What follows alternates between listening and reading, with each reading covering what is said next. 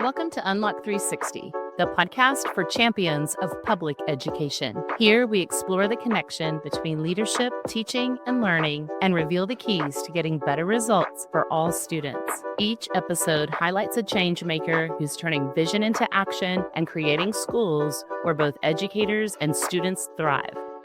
Welcome back, everyone. I am so excited today to welcome Rhonda Taylor, Assistant Superintendent of Curriculum and Instruction from Uniondale Union Free School District, to the show. Welcome, Rhonda. Thank you so much for having me, Wendy. It's wonderful to have you. In fact, you are the third recent guest from New York joining our show. All right, so New York in the house. Yes. And if you would just start us off, Rhonda, with a brief introduction of yourself. All right, so I always like to begin with the fact that I am a mom, and why that's important to me is because that gives me a very different perspective on parents and their expectations for their children, all the wonderful things that they want their children to accomplish. So being a mom myself, it really helps me to align very much with moms and dads and their desires for their children to be successful. But I'm also an educator of 37 years, started out as a teacher in New York City, a middle school teacher. I became an assistant principal. I was a principal of a middle school for 10 years. I also served as the superintendent for District 17 in New York City before I came out to Long Island. And this is actually my 15th year as the Assistant Superintendent for Curriculum and Instruction in the Uniondale School District. So altogether, I'm bringing to you today, Wendy, 37 years of educational experience. That's amazing. I'm excited to learn from you, and I'm sure our audience will get some amazing nuggets and takeaways from our conversation. I also would just like to share that we have something in common. Because it sounds like you have a love for middle school, and I do too. All right, I absolutely do. People say they're the middle child, Wendy. They say that because they're the middle child, they can sometimes be the most difficult. But it's where I fell in love with teaching, and most of my career was at the middle school level. Yes, me too. That's awesome. Okay, and well, tell us, Rhonda, what inspired you to go into the field of education? That's a great question, because to be very honest with you and with our audience, it was a very selfish reason. I graduated college, and, my parents, who are West Indian, said to me, you can't just stay home. You have to find something to do. So either you're going back to school or you're working. And so I thought, or both, right? And I thought, well, maybe I can do both. I can work and go to school in the evening. I decided I was going to go to law school, but what job would I get that would allow me to get out of work in time to get to a 4 o'clock class in college? Well, teaching. So I decided I would go to some schools and put in applications, and got a job as a first-year teacher, teaching English. But then guess what happened, Wendy? I went and fell in love with teaching. Yeah. So after my first year, I decided that, I'm working in District 17. It's a community where there's a lot going on. And so for children, sometimes families who are sometimes disenfranchised, who need a little bit more support. And a couple of my kids were getting in trouble with the law. And I decided, you know what? I don't want to get these kids at the back end when they've already made some mistakes and then I'm their lawyer. I want to catch them at the front end where I can have an impact in their lives and prevent them from going down roads, the few of them, right, who might go down that path. And so that first year I decided to switch from law and decided to go into education. Okay. And I did my master's in guidance and counseling, and the rest is history. Yeah, well, I'm so glad that you did make that decision, because now look how much service you've given to public education. That's wonderful. Thank you. I'm glad too. Best choice I ever made. So tell us what you love. What did you love about teaching? What was it that just sparked that, okay, this is it? Yeah, so I'm really good at building relationships. So whether it's with families, whether it's with my teachers while I was a principal, it was the same way with my scholars. Right away, I really fell in love with my middle school kids and everything that they bring to the classroom, all of the excitement, all of the ways that they make class so colorful, their imagination, their creativity. I couldn't help but fall in love with that. And I Yeah. decided I want to be a part of this. This can't be just part time for me while I go get a law degree to do something else, right? I have to become a part of this. And so I think it really was more than the curriculum. It was the scholars, it was the families, it was being intertwined in that community. And then, of course, I learned to love teaching and learning, learning as an adult and being able to really watch my scholars grow, watch them blossom, see them graduate. You know, in the 8th grade, I was a 6th grade teacher at first, and then just following them to graduation was something that was beyond what I can describe. And I fell in love with them, and so fell in love with education. Yes. Okay. And I'm guessing that you must also love that when it comes to like building relationships with adults because you've continued to serve in a leadership role. Absolutely, absolutely. And even as a first year teacher, building relationships with my mentors and other teachers in my department was really important for me.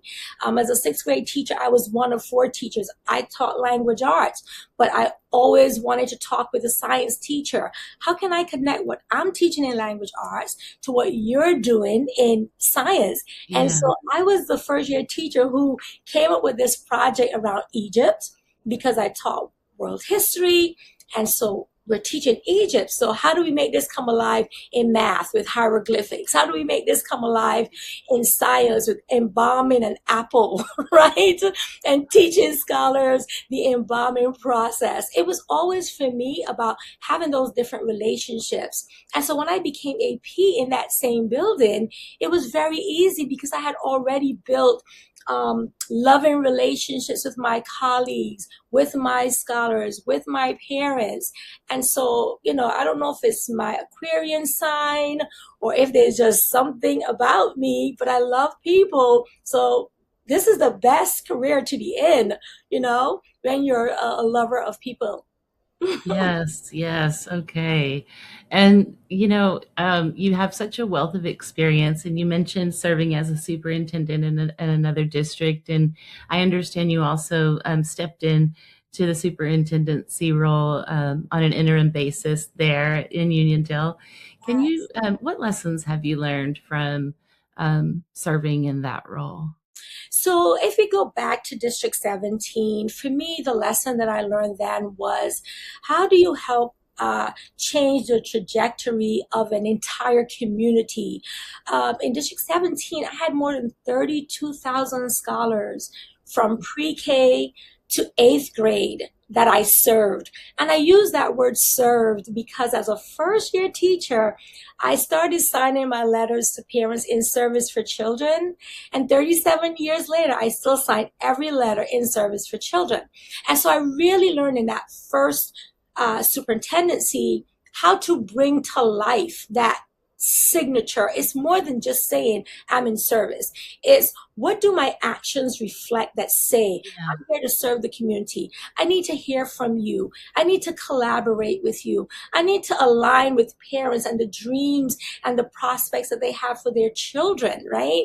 And so yeah, as a superintendent then, it really taught me that all 32,000 of these scholars deserved the right to be successful. And what is my role in that? And then in coming to Uniondale and serving as the interim acting superintendent during COVID, no less, oh yeah, when children were on computers, when we could only see them on the screen, when they were lining up so that we could give them iPads so that the learning could continue, I really learned also that it was more than just giving them what they needed for learning. It was being there when families came to collect breakfast. oh yeah. Families came because they needed to get some lunch for their children, right? During Mhm. COVID, which was a very difficult time when people were losing jobs, when things were so expensive. So I feel like in both situations, just leaning into the community and into what service really means, right? And bringing that signature in service for children to life in every action, in every decision that I made. Yeah, okay, that's beautiful. I love that, in service for children. And Rhonda, will you also tell us, so specifically now with your current work in Uniondale Union Free School District, will you tell us about the strategic plan? And let's start with the promise. So, Wendy, 5 years ago, once COVID was over and we had our new superintendent in place, we sat together as a community. Teachers, scholars were on that committee as well, parents, community leaders, to put together a strategic plan. And one of the things that, as I said to you earlier, that I love that came out of that strategic plan was our promise.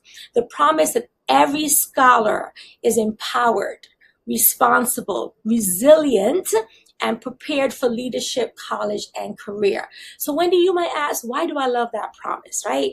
I love that promise because, first of all, we're saying that we're going to ensure that we put curriculum in place for scholars. We're going to put great professional development in place to support teachers. Mm-hmm. We're going to put a variety of things in place to bring parents in to support them as well as they support their children, so that there's an empowerment around scholars who make decisions about, do I take this regular class or do I take an AP class? Do I take an AP class? Do I take an honors class, right? The scholars are really empowered to make those decisions. That through COVID, you built your resilience. Now let's see that as you come back. Let's continue to show that we can be resilient in the face of things that happen that maybe not so great, right? Resiliency in terms of taking a course and passing it. And if I don't pass it, maybe I have the opportunity to come to a summer program, which helps me, right, to become stronger in terms of that curriculum area, but then I am still successful in the end. Resilience that demonstrates that I can be knocked down, but not knocked out. And that's what that promise says. But that promise also says that we are responsible for preparing those same scholars who now we've empowered in the classroom. We want to hear your voice. You're engaged in all of the lessons, right? You're demonstrating your resilience. In taking these higher octane classes and not just settling for taking classes that are at this level. But we're preparing you not just to go on, but to go on and be leaders as well in whatever field you decide you want to be in. I love that promise of preparing them for leadership, college, and career. And not boxing them into what we think, right, they should be, but boxing them into what they're telling us they want to be. They want to be leaders. They want to be empowered. They want to go to college, or they want to go straight into a career. Whatever they decide, the promise is that we prepare them to be successful. Mm-hmm. Yeah. And I am also, I saw that you all have done, in this time period, you've made some real gains in terms of academics, in terms of graduation rate, and even chronic absenteeism. To what would you attribute that success? So I really have to say that is the vision that the superintendent brought to the district, or joined, because there was a vision, right? There's always been a vision for success, but her leadership in ensuring that we focus on those areas. So even beginning with attendance, right? Why is it important for scholars to be in a seat? Why is it important for them to be there as often as possible? We happen to be in a community where our families love to go home for the holidays. Home could be Barbados, Trinidad, Jamaica, El Salvador, Guatemala. Okay. But do we want to pay all of this money to go home for Christmas to just spend a week? So sometimes we want to spend 3 weeks away. And so getting parents to really understand that's wonderful, but our scholars are missing 3 weeks of instruction, right? So we did a lot of work around making sure that scholars were present in school. But scholars do not want to be in classrooms where they're bored. And we have great teachers. So working with our teachers to ensure that there's excitement in the classroom, that our scholars are motivated. Yeah. And one of the things that we focused on was scholar voice. Scholars do not want to sit in classrooms and just hear what teachers have to say. They need to hear from each other, and especially if they're going to be global citizens, if you're hearing them for that, they need to be able to share their resilience, to share their voice, to share their thinking, to demonstrate that they're problem solvers, to demonstrate that they're critical thinkers. And so, but you have to be in a seat. You have to be in school to be able to do that. So there was a lot of work around attendance. And when kids are in school, now you can see elevated success on assessments, on Regents exams. You can see elevated success in AP courses. You can see elevated success in the graduation rate. But it starts with scholars being in school, feeling like they're wanted there and they're loved, they're needed there, and their voice is important. And then the success, the academic success, comes behind that.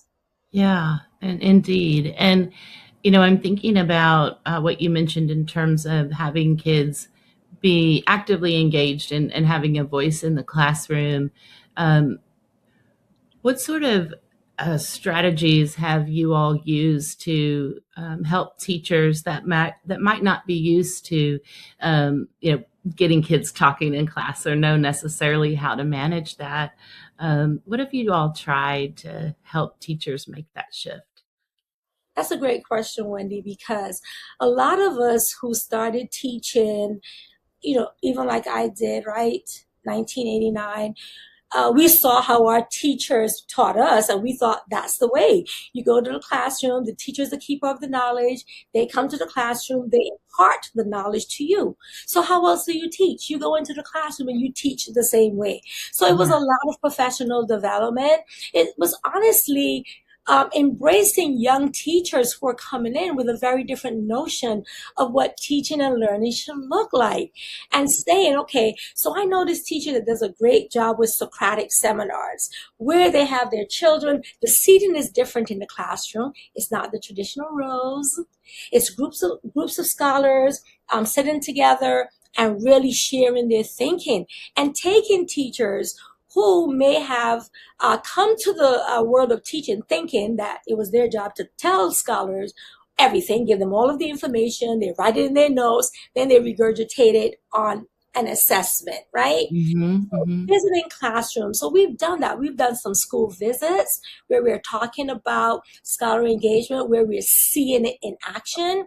And I think that a lot of times when you're not saying to more experienced teachers, you're doing this wrong, but you're saying to them, let's go together and see another way of doing this. Yeah. And they learn that scholars can be engaged without it being chaotic. Because that was the fear. I need to stand here and give you all the information. You need to be quiet and write it all down, because I'm afraid that if I allow you to talk, if I allow you to get into groups, it could become chaotic. But it could actually be something that's beautiful and wonderful. So let's go see it together. Yeah, it sure can. And that's good. And I just think the power in having teachers get into one another's classrooms is it's not leveraged enough in schools, right? Too often we have administrators who visit classrooms, but teachers don't get out and see one another's practices. And it's really powerful when you do. Yes.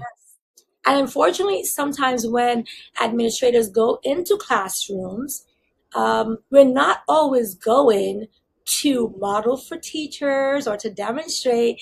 We're going to evaluate. Right. And sometimes teachers are afraid to be evaluated.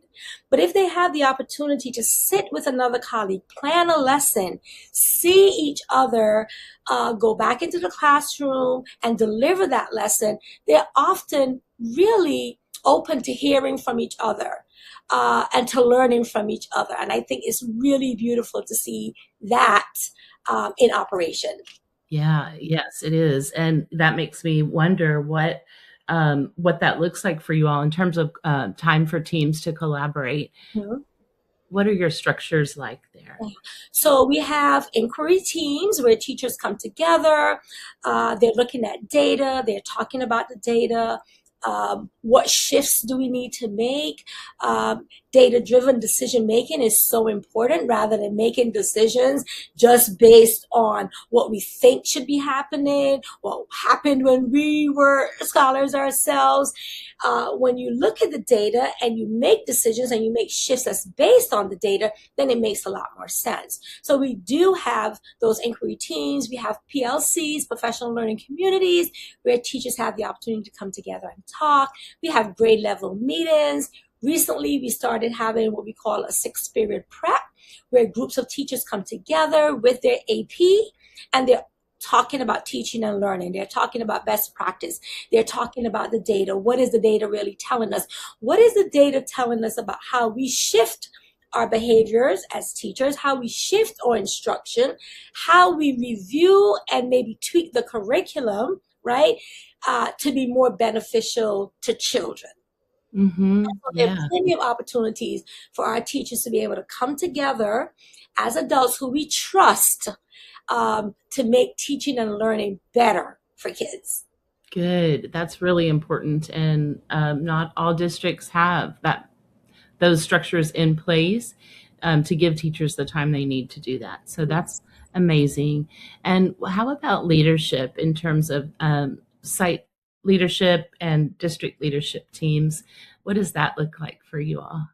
So every month we come together as a leadership team, all of our principals and directors of content areas. We ask principals to bring an assistant principal with them to the meeting so that somebody stays back in the building, but it rotates so the same person does not stay back every month.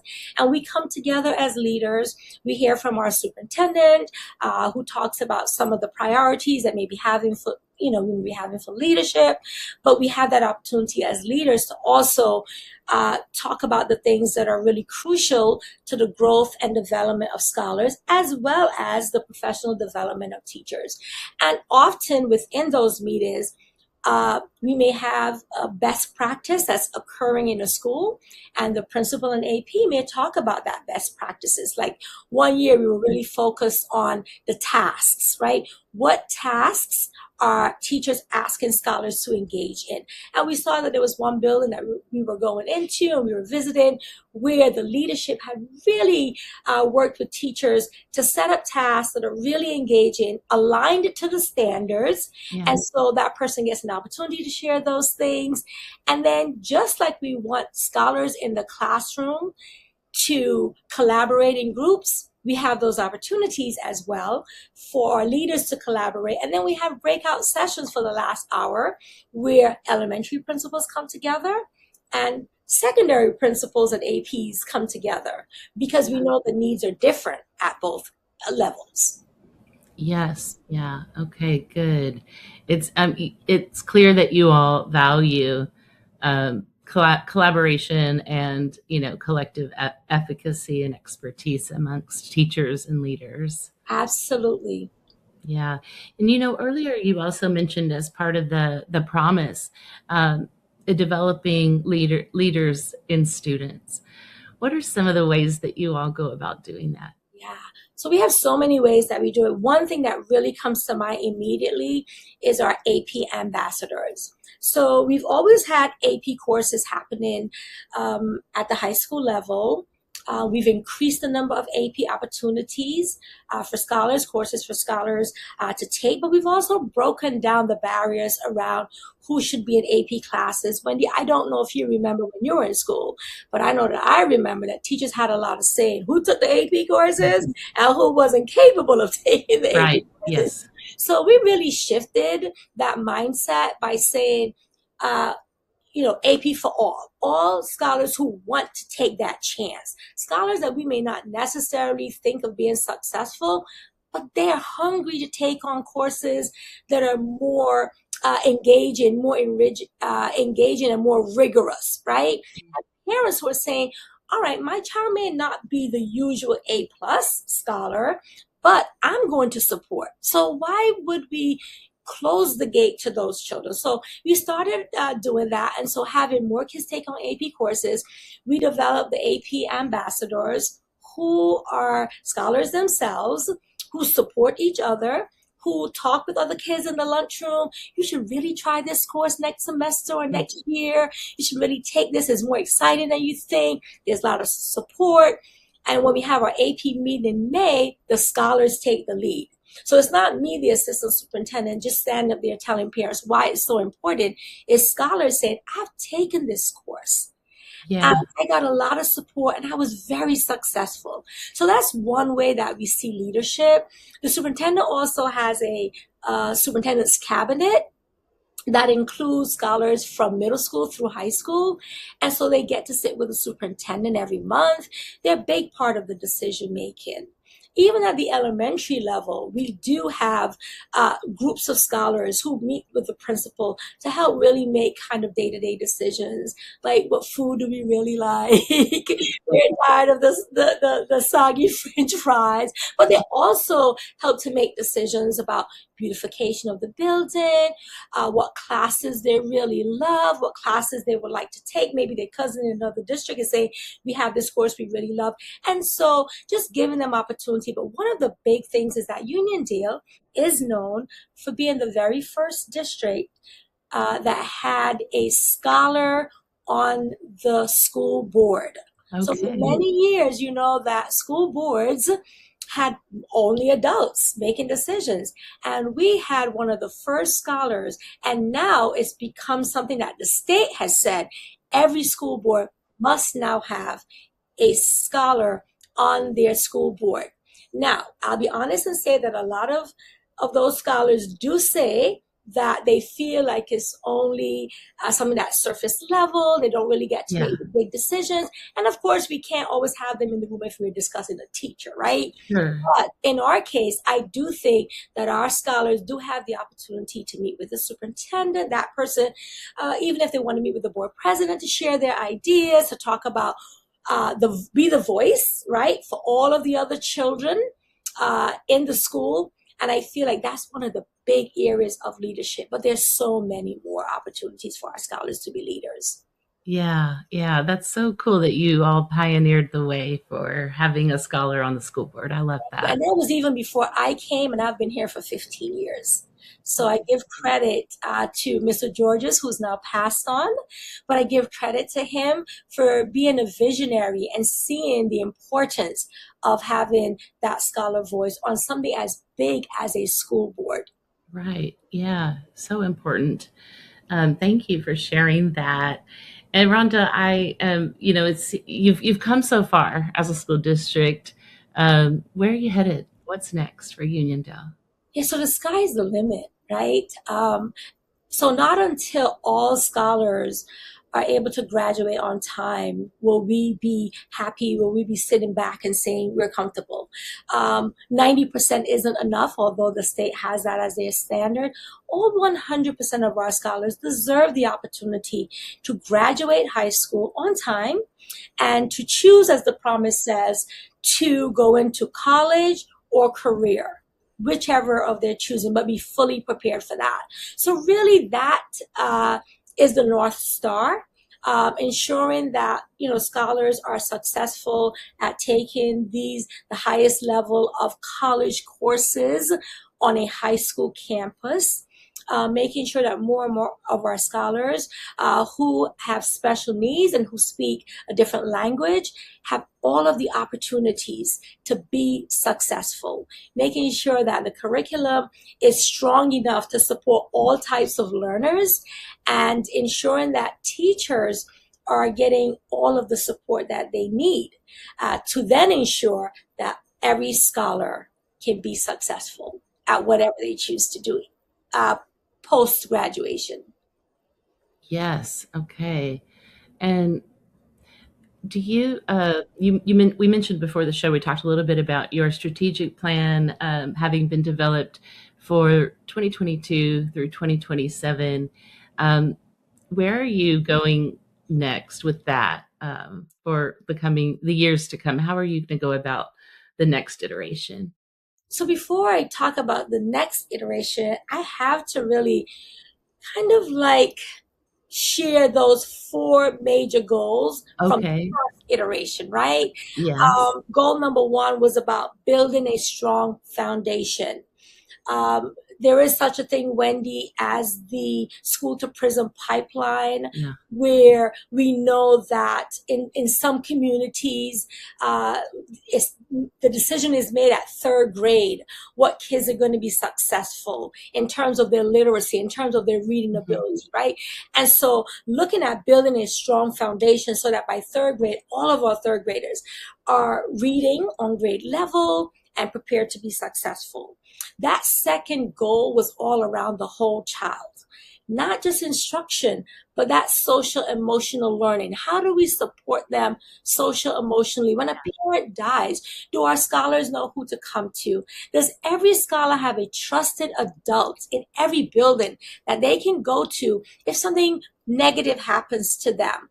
Or just if they need some support that day, the parent lost a job, a parent died, something really major happened. Making sure that they feel empowered, responsible, and resilient as our promise says. And that's what is in that whole child goal number 2. Goal number 3, mastery of content. Not just enough to sit in a course and not master it. It's not good enough to sit in a course and say, okay, I got a 75. We know 75 is not mastery, right? So making sure that critical thinking and that problem solving is a part of every course that scholars take. And then the final goal, number 4, was really preparedness for a future yet to be envisioned. Okay. We want to prepare scholars for things that they don't even know is coming. Right? But it's making them being globally ready, globally connected, making them great global citizens. It's not good enough for them to be just a citizen of the USA. Right.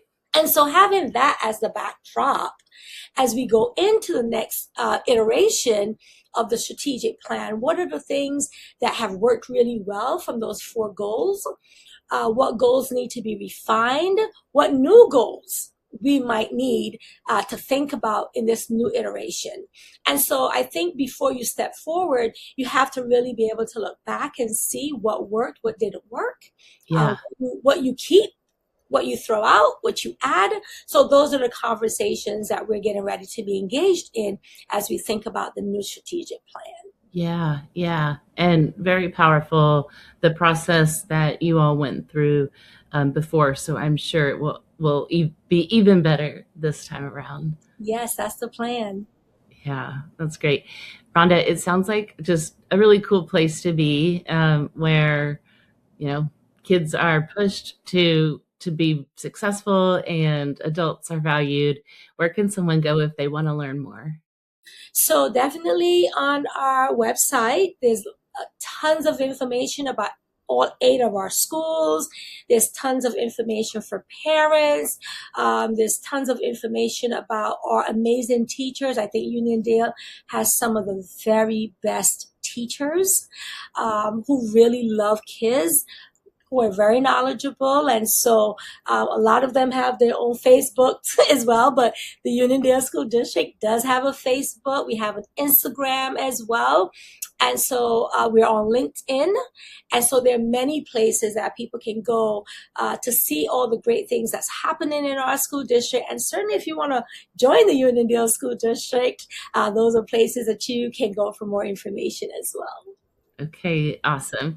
And last but certainly not least, our audience is used to this season. I've been giving our guests an opportunity to recognize or give a shout out to someone who's had a positive impact on your life as an educator or an educational leader. Wendy, such a hard question. I know. Wow. I could go back to my 3rd grade teacher, Fern Clark, who's now passed, who really had a very, very big impact on me as a little girl growing up on the island of Barbados. I know you hear the accent somewhere in there. And Fern Clark has such a great impact on me, and I knew I was loved in her class. Making connections with my parents. She went away to Canada one summer and brought me back pajamas. Like, so much love, right? But I think that in terms of who I've become as an educator, I think it would have to be Lorraine Monroe, who was my mentor as a first year teacher. She's an author. And one of the very first things that she said to me when I moved into my office as a principal, and she came on as my mentor, thanks to Dr. Evelyn Castro, who selected Lorraine Monroe as my mentor. And as a first year principal, you're saying, I just don't know why the parents don't get more involved. I just want them to be more. And she said to me, parents have a job to do. Are you teaching parents or are you teaching children? Mm. And I was like, children? And she said, yes, you're teaching children.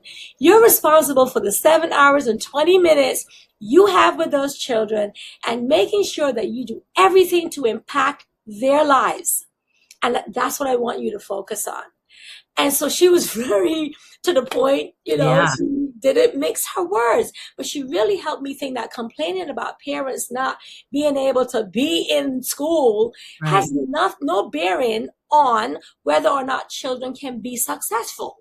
It's what we do with them for the hours they have with us. And of course, yes, parental involvement is important. And she wasn't saying it's not, but she's saying that's not what you need to build your leadership on as a principal. You have to build your leadership and your legacy on what have you done for children to be successful, because you have them for much more waking hours than their parents do.